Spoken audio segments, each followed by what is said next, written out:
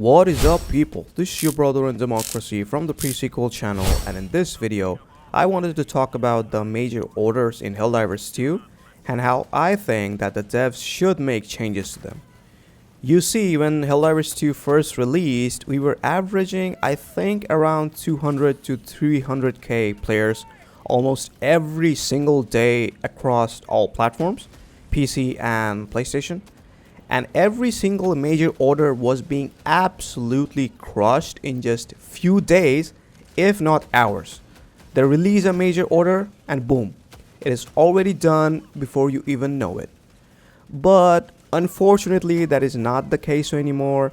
At this moment, Helldivers 2 is not as popular as it used to be a few months ago. Be it due to the nerfs or just the game losing a good chunk of players due to this absolutely normal course that every PvE game runs. You know, players getting bored, the content getting stale, or the game just losing the hype it started out with.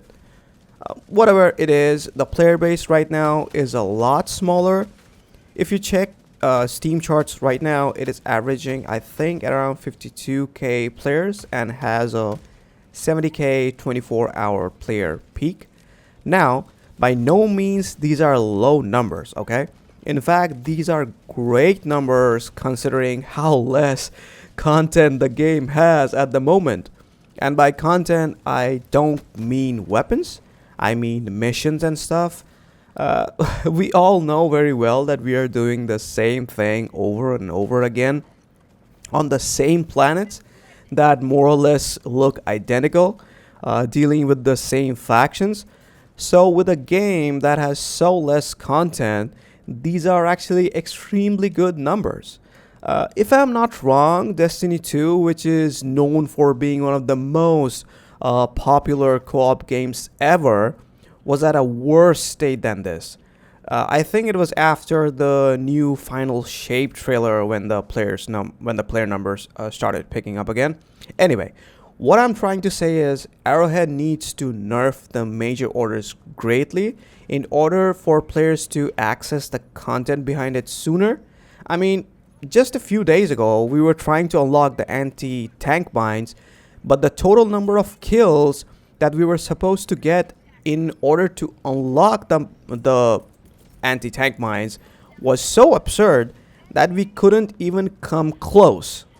Now, this doesn't really affect the players who didn't take part in that major order, but what about the players who were trying extremely hard to complete it?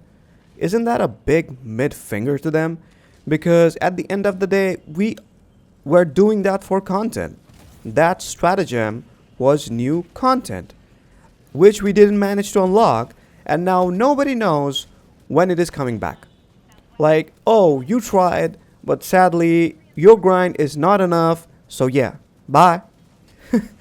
The same thing is happening with the Emancipator Exosuit, the new mech.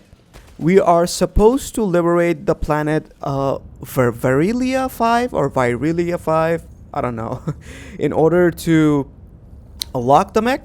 But with just 40 to 50k players playing on that planet, the progress is so slow that I think it is going to take a few days more.